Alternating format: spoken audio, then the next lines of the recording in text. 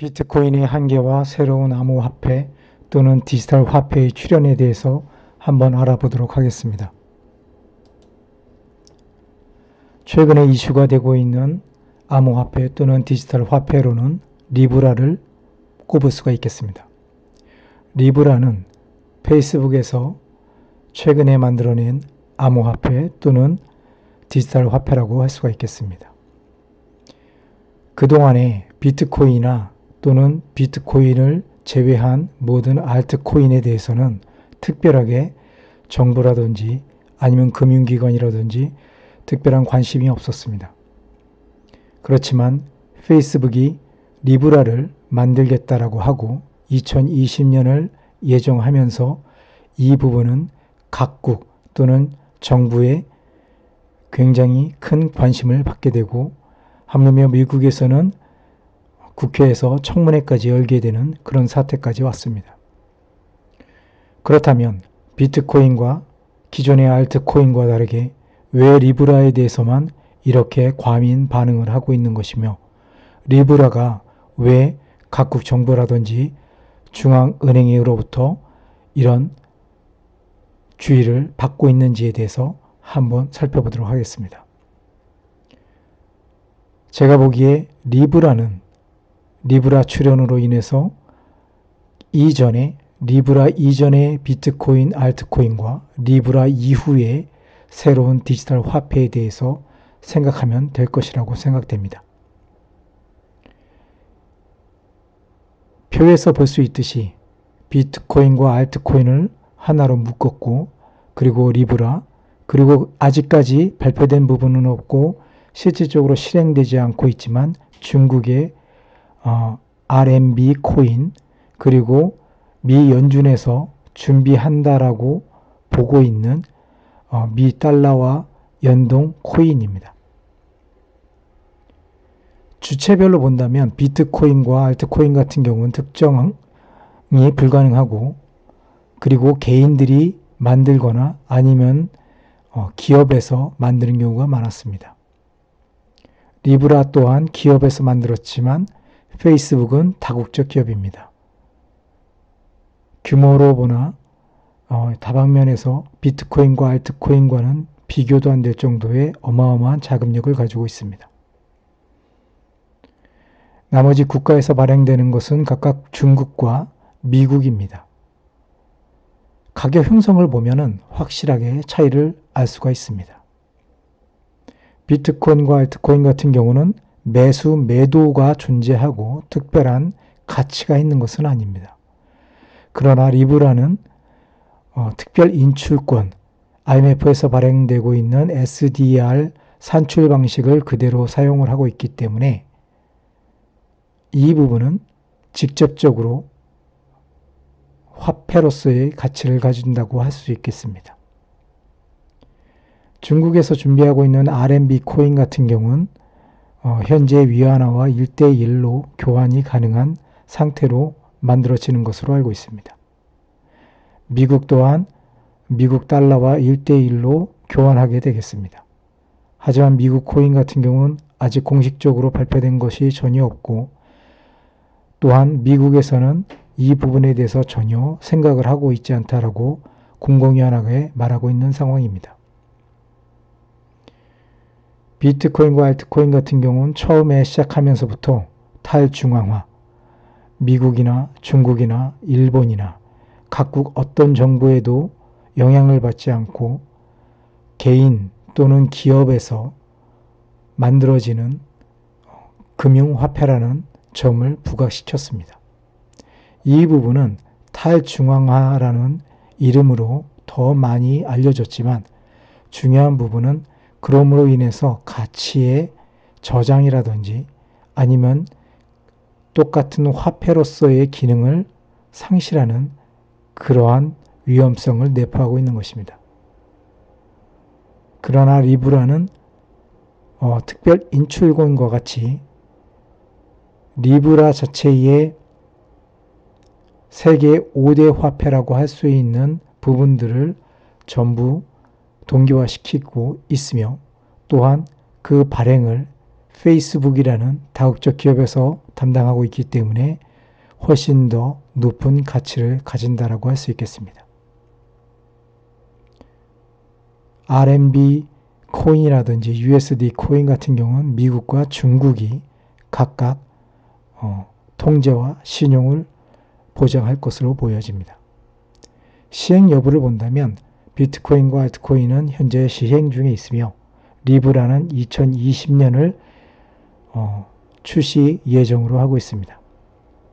거기에 비해서 RMB 코인은 중국이 2019년 11월 11일 광군제를 기해서 전격적으로 시행을 하겠다라고 발표를 한 상황입니다. 미국은 타당성 검토만 하고 있다라고 전해지고 있습니다.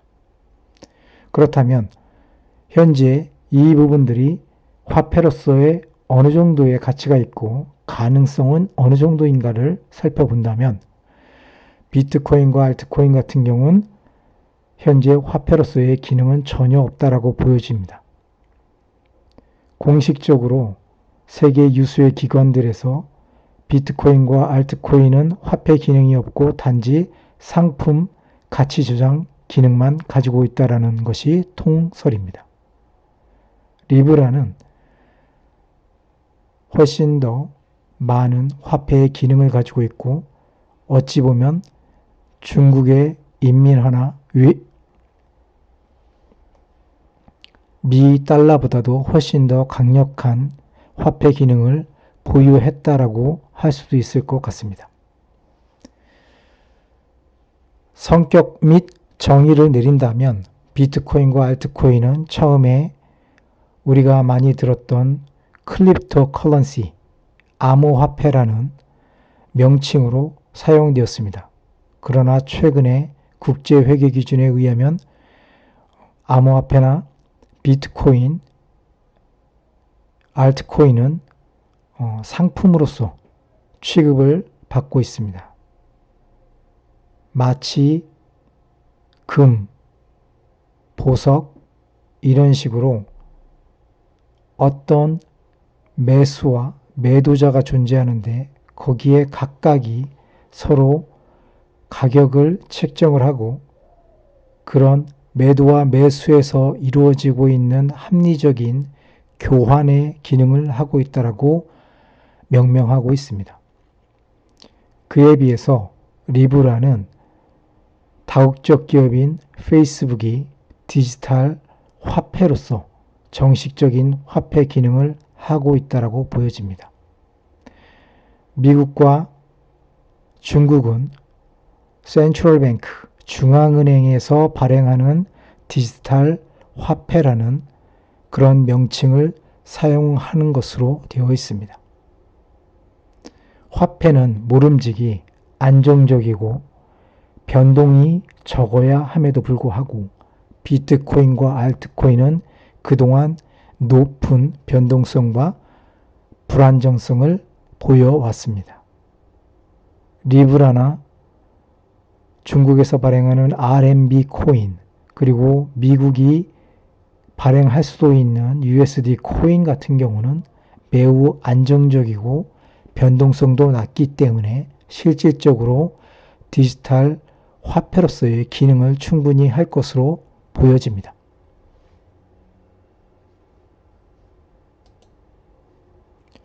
그렇다면 리브라는 왜 전세계 금융기관과 정부기관, 중앙은행들로부터 두려움의 대상이 되었고 그리고 그 기관들은 왜 리브라를 두려워하는 것일까요?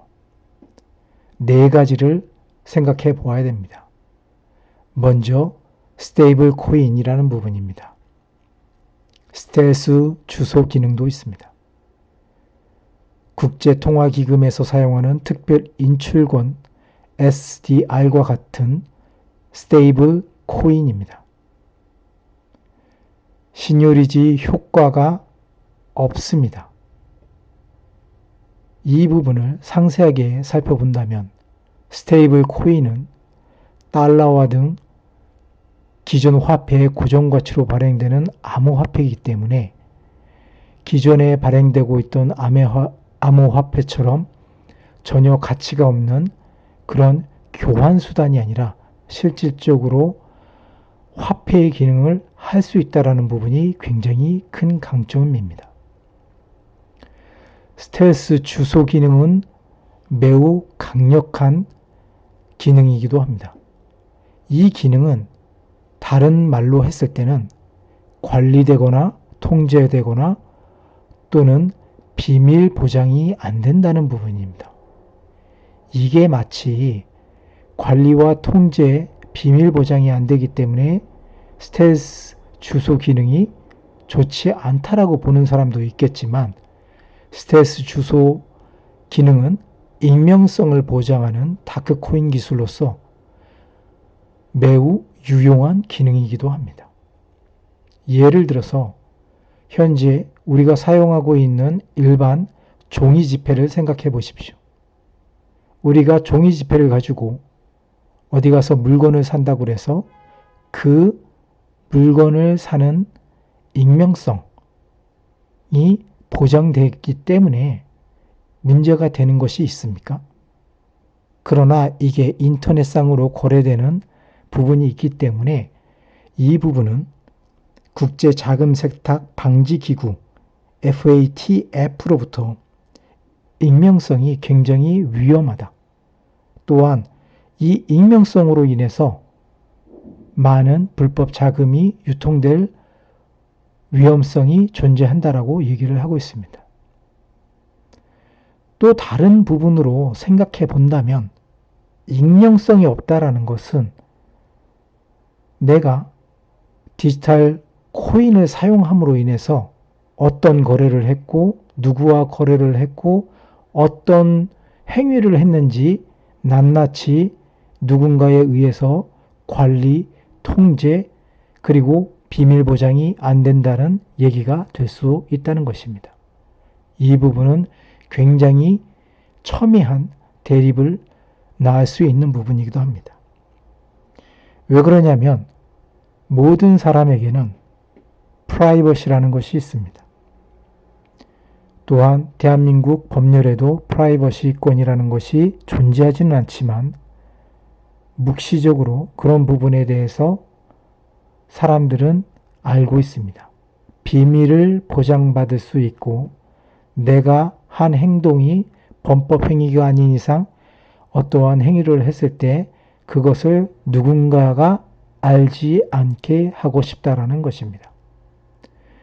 그런데 디지털 화폐의 스텔스 주소 기능이 없다라면 이 부분은 공공연하게 모든 사람들에게 내가 어떠한 행동을 했는지 낱낱이 보여질 수 있다라는 것입니다. 만약에 스텔스 주소 기능이 없는 금융화폐를 국가가 통제를 하고 그 통제 하에서 국민들이 이 화폐를 사용한다라면 본인이 어떠한 행동을 하고 있는지 국가는 모든 것을 다 알 수 있게 되는 것입니다. 우리가 기존에 알고 있었던 빅브라더는 실질적으로 스텔스 주소 기능이 없는 디지털 화폐로 인해서 확고하게 구축될 수 있다라는 말도 될 수가 있겠습니다. 스텔스 주소는 송신자가 수신자를 대신하여 일회용 수신 주소를 만들어 보내게 되는데 이 일회용 주소, 스텔스 주소라는 것은 다른 거래와 연결할 수 없는 블록체인 고유의 주소입니다. 따라서 송신자와 수신자 주소를 연결되지 못해 추적이 어려워지게 되는 것이죠. 즉 보내는 자가 무작위로 일회용 주소를 사용해 수신자의 주소로 보내게 되고 거래가 완료되면 일회용 주소는 삭제됩니다. 일종의 안심번호와 비슷하다고 볼 수 있습니다. 이 부분은 꼭 명심해 두셔야 할 것 같습니다. 국제통화기금 IMF에서는 특별인출권 SDR을 발행을 합니다. 이 부분은 스테이블 코인이라고 얘기를 했었습니다. 그러면 SDR은 어떤 역할을 하느냐? SDR 1 SDR의 가치는 5개국, 미국, 영국, 유럽연합, 일본, 중국의 통화를 가중평균해서 산정합니다. 그러므로 국제통화기금에서 발행하는 SDR은 특별하게 어느 나라의 통화는 하지만 통화로서의 충분한 가치를 가지고 있다고 판단되는 것입니다. 리브라는 이 부분을 차용한 듯 합니다. 각국은 통화를 발행함으로 인해서 시니어리지 효과를 보고 있습니다. 그러나 디지털 화폐화되면 이 시니어리지 효과가 상쇄되는 부분이 있습니다. 국가에서 직접적으로 디지털 화폐를 발행한다면 시니어리지 효과는 더 극대화될 수도 있겠지만 이 부분이 리브라처럼 다국적 기업이라든지 어떤 특정한 단체에서 디지털 화폐를 발행하게 된다면 미국, 영국, 유럽연합, 일본, 중국처럼 시니어리지를 실질적으로 효과적으로 사용하고 있는 국가들 입장에서는 굉장히 큰 타격을 받을 수밖에 없는 것입니다. 그렇다면 시니어리지 효과라는 것은 무엇인가 하면 중앙은행이 발행하는 화폐의 실질 가치에서 발행 비용을 제한 차익을 의미한다라고 보면 될 것입니다. 화폐 액면가에서 화폐 제조 비용과 유통 비용을 뺀 차익으로 중앙은행이 갖는 독점적 발권력에 의해 발생합니다. 정부의 재원이 되는 시니어리지의 연간 총액은 유통 통화량 곱하기 시장 이자율 마이너스 제조 비용과 유통 비용입니다. 계산하지만 쉽게 설명하기 위해 제작 비용만 따져 예를 들면 1만원권의 경우 종이와 잉크 등의 재료비와 인쇄 비용이 1,000원이라 할 때 시니어리지는 9,000원이 되는 것입니다. 즉 중앙은행은 1,000원의 비용을 들여 9,000원의 이익을 얻는 셈이 됩니다. 이와 같이 실질적으로 종이에 불과한 화폐를 국가가 발행함으로 인해서 그 자리에서 굉장히 높은 이익을 취하고 있다는 것입니다. 만일에 일반 기업에서 국가처럼 디지털 화폐를 종이 화폐처럼 사용하게 된다면 국가에서는 시니어리지 효과를 많이 잃게 될 것이라는 것은 누구나 알 수가 있겠습니다.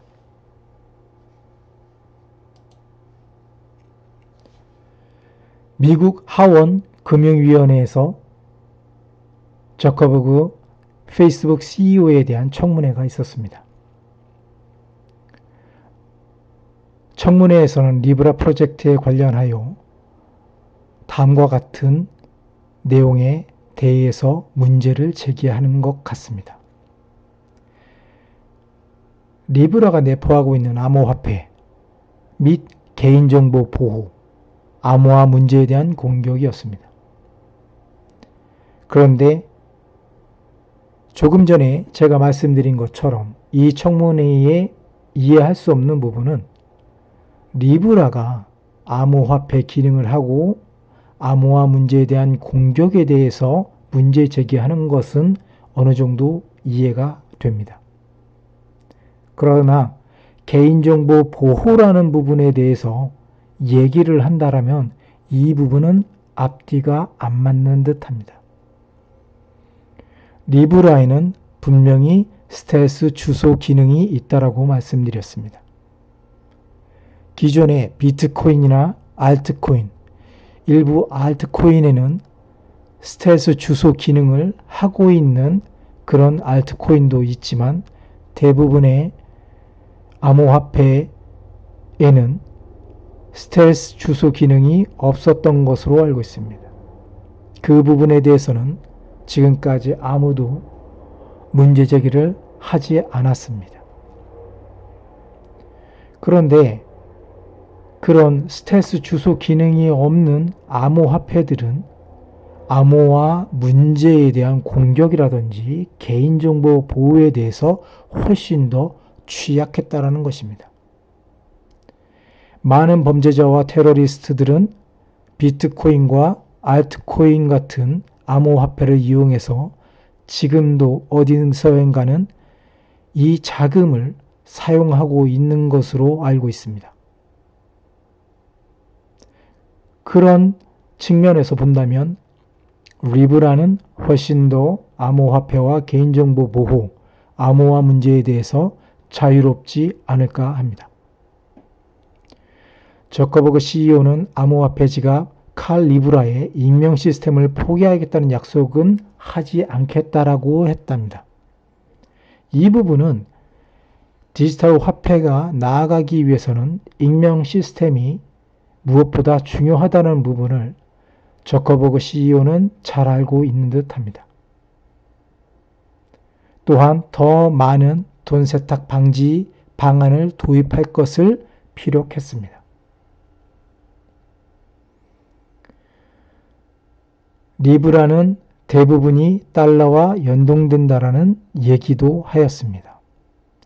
처음에 저는 IMF와 같은 방식의 특별 인출권처럼 리브라가 5개의 핵심 통화와 연동됐다라고 말씀드렸는데 미국에서 청문회가 이루어지고 있고 저커버그는 미국 정부의 관할하에 있기 때문에 저커버그 CEO는 리브라가 대부분 달러와 연동되고 있다라는 얘기를 함으로 인해서 미국 정부가 우려하고 있는 달러화가 기축통화로서의 기능을 축소 또는 많은 부분 리브라에게 넘겨주거나 아니면은 시뇨리지 효과를 상쇄시키는 부분에 대해서 어느 정도 방어하려고 하는 노력을 보여주는 듯합니다.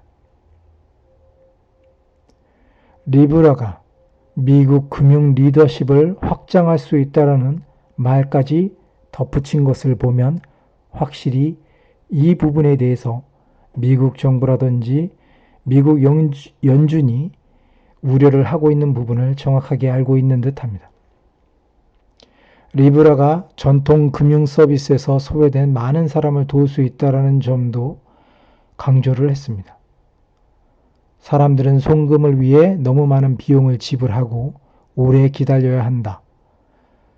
솔직히 말해 미국 금융산업은 혁신과 리더십을 위해 필요한 부분에서 뒤처져 있다라고 생각한다라고 저커버그 CEO가 말했습니다. 여기에서 기존의 많은 금융기관들은 우려를 할 확률이 높습니다.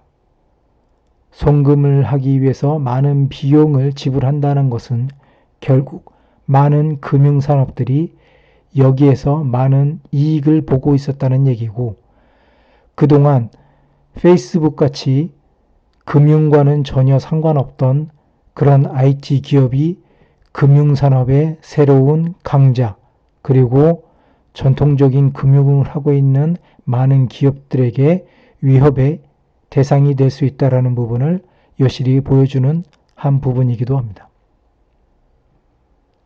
끝으로 블록체인에 대해서 한 번 더 확인을 해드리겠습니다. 블록체인은 데이터 분산 처리 기술을 말합니다. 다시 말해서 공공거래 장부라든지 분산거래 장부를 말합니다. 블록체인은 신뢰성과 보안성이 우수한 반면에 거래 노출로 인한 개인정보 유출, 프라이버시권 침해라는 문제도 가지고 있습니다. 블록체인과 비트코인을 분리해서 인식해야 되는 부분이기도 합니다. 최근에 시진핑 주석이 블록체인 기술이 굉장히 중요한 기술이고 블록체인 기술을 더 발전시켜야 된다라는 뉘앙스의 얘기를 하였습니다. 혹자는 비트코인이 마치 블록체인 기술의 모든 것인 양 생각을 하거나 아니면 시진핑 주석이 말한 이 부분이 비트코인이 중요한 요소라고 말하는 사람들도 있습니다. 그러나 개인적으로는 이 부분은 중국이 시행하려고 하는 RMB, CBDC, Central Bank 디지털 커런시에 대한 발전을 위해서 블록체인 기술이 유용하고 중요하다는 의미로 해석하는 것이 더 타당하지 않은가라고 봅니다. 비트코인과 알트코인은 매수와 매도, 거래자가 감소하고 그 쓰임새가 닿으면 가격은 0에 수렴할 가능성이 매우 높다고 보여집니다. 비트코인을 대체하여 실질적인 통화 기능을 할 수 있는 많은 디지털 화폐가 국가와 다국적 기업을 중심으로 발행 및 사용될 시기가 거의 도래했다고 보여집니다. 감사합니다.